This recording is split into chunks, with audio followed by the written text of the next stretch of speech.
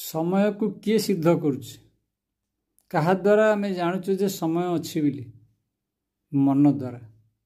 मन ही समय को सिद्ध करुच्छ आम निजे चैतन्य स्वरूप आत्मा स्वरूप जो समय ना परंतु मन ही आमर समय को सिद्ध करुच्छ कहीं करुच्छ ना मन तार कार्य चलैया चेष्टा करुच्छ प्रकृति में विभिन्न प्रकार कार्य चलो तापाई मन ताको सिद्ध करुच्छ समय को आमको नचौच आम गोटे जगार बसौच गोटे जगार उठाऊँ गोटे जगार विभिन्न प्रकार कार्य लगाऊँ आमको किए ना मन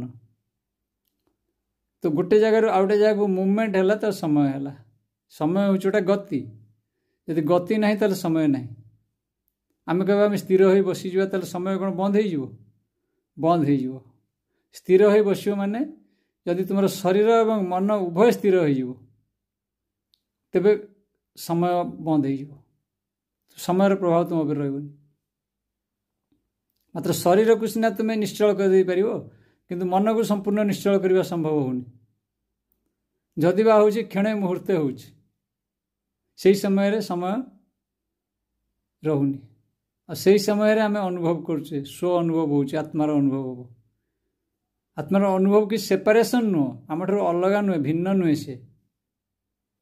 आम से मर्ज हो अनुभव माने आत्मार अनुभव अर्थ तादेह मर्ज हो तार मिसीज एकाकार हो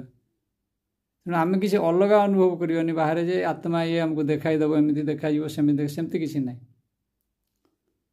आमको जहाँ देखा जाए मनर प्रभाव जहाँ भी एक्टिविटी हो जहाँ भी कर्म हो सब मनर प्रभाव रोचे तेणु समय से आसूची जिते कार्य हम कर्म हम तो समय आसो बिना कर्म समय भी रही कहीं मन ही रही मन ना कर्म रही कि समय रही किसी रही कालक्रम किसी रही